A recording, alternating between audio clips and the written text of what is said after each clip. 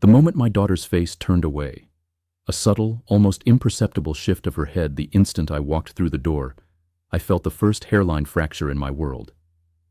It wasn't a grand gesture of rejection, but a small, instinctual flinch that signaled a stranger's discomfort. The air in the house, which should have felt like a warm embrace, was suddenly cold, foreign. But what followed was the true shock. The moment when the world I had built for 23 years didn't just crack, it shattered into a million pieces at my feet. The knife, I realized then, wasn't being held by a stranger. It was held by the man my daughter was about to marry, a man who had charmed his way into our lives with an ease that now felt predatory.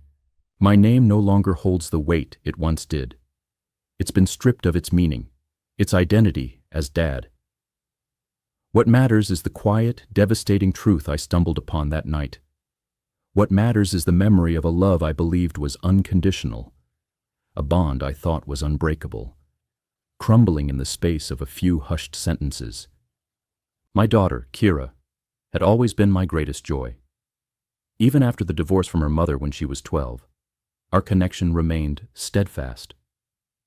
She was my confidant, my biggest fan, my reason for being. We had a rhythm to our relationship, a Sunday call at exactly 2 p.m., a visit for every holiday, a casual text to check in on a random Tuesday. She'd always been so present, so engaged. When she got engaged to Marcus a year ago, I was filled with a joy that was almost painful in its intensity. He seemed to be everything I wasn't: young, successful, and effortlessly charismatic. He had an answer for every question, a joke for every silence. But beneath the polished facade, there was a disquieting quality. It was in his eyes, a calculating gaze that made me feel less like a future family member and more like a subject under intense, clinical observation. I dismissed it, of course, telling myself it was just a father's natural skepticism. The wedding was set for 3 weeks from that night. 3 weeks. That Tuesday evening, a sudden impulse seized me. I wanted to surprise them. In my cellar, I had a vintage bottle of wine, a cherished 1982 Cabernet Sauvignon, the last of a case my grandfather had given me. I'd been saving it for the most significant moment of my life, a moment I now believed would be walking Kira down the aisle. With the bottle cradled in a velvet bag, I drove to their house, using the spare key Kira had insisted I keep for emergencies. The house was dark, save for a faint, warm light spilling from the living room. I imagined them curled up on the sofa, a quiet, happy domestic tableau. But as I drew closer, I heard voices, low, conspiratorial whispers that sent a cold shock through my chest. "He doesn't know anything," Kira's voice said. It was detached, devoid of the warmth I had always known. It was the voice of a different person, a stranger. I froze, the wine bottle suddenly feeling impossibly heavy in my hands. The phrase, "he doesn't know anything," echoed in the silence of the hallway. The blood rushed from my head, leaving a dizzying emptiness. "Are you sure?" Marcus's voice was a low rumble, laced with a smug certainty. "Because if he finds out before the wedding—" "He won't," Kira cut in, her tone dripping with a chilling dismissal. "Dad's too trusting, too naive. He still thinks I'm his perfect little girl." The world tilted. The wine bottle, a symbol of a love I was about to celebrate, felt like a monument to my own foolishness. I stood there, an uninvited audience to the destruction of my own life. "Good," Marcus continued, his voice so close I could almost feel his breath. "Because once we're married, once the inheritance money is legally yours, we can finally be done with this charade." The words were a physical blow. Inheritance money. My father had left a trust for Kira, a substantial sum she'd get on her wedding day. I had completely forgotten about it, so consumed was I with her happiness. My hands, trembling, lost their grip. The bottle, a dark silhouette against the low light, fell and struck the hardwood floor with a sharp, explosive crash. The sound echoed through the house, a final definitive period on a sentence of betrayal. Silence. Then footsteps. I stood immobile, surrounded by the wreckage, shattered glass glinting like broken jewels, and dark wine spreading across the floor like a wound. Kira appeared first. When her eyes found mine, The shock was immediate, her face draining of all color.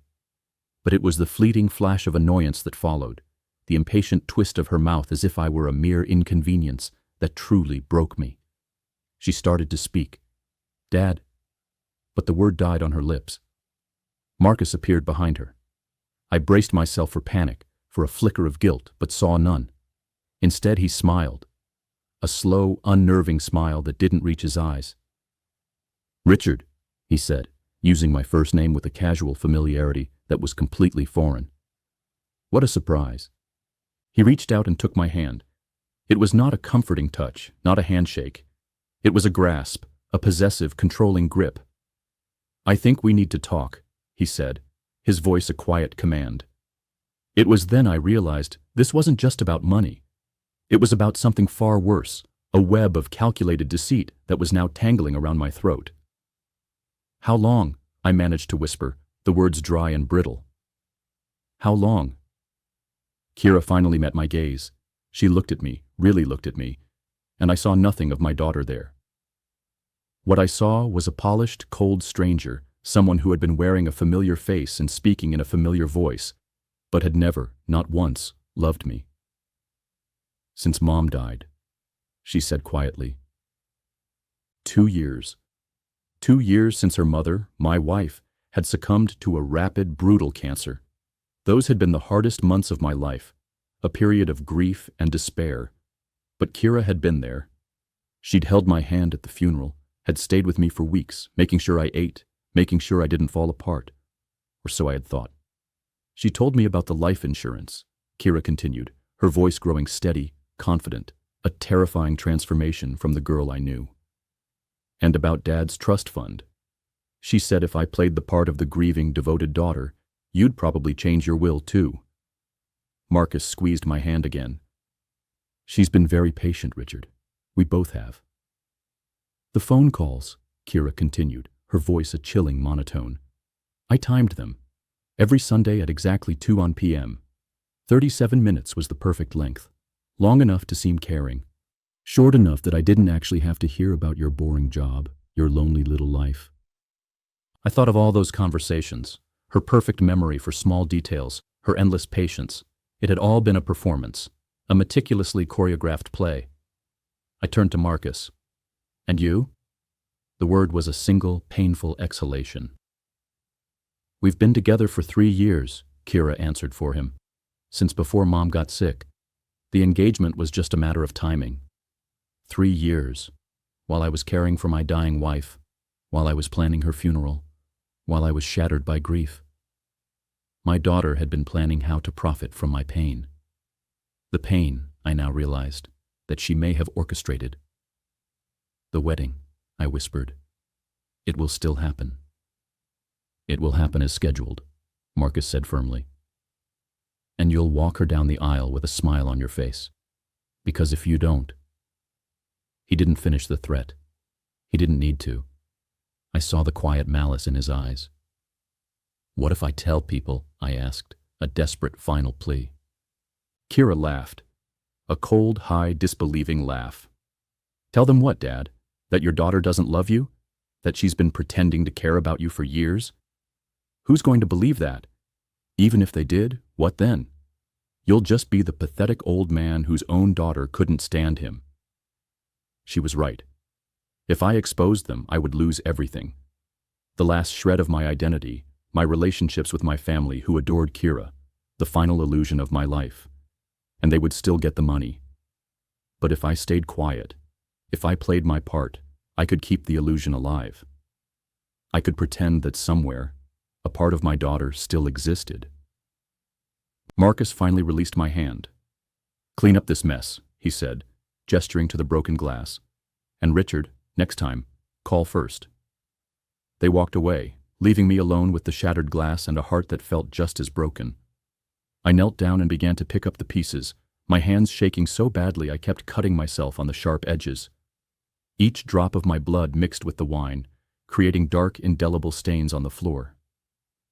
I could hear their muffled voices from upstairs, their laughter, their planning. They were talking about my life, my money, my future.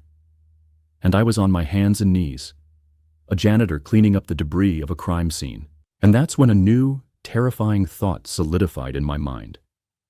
If they had been this calculated for 3 years, if they had been this patient, what else had they done? I thought about my wife's final months, the unusually rapid decline the doctors couldn't explain. I remembered how Kira had insisted on managing her medications, her doctor's appointments, her a final loving act of a devoted daughter.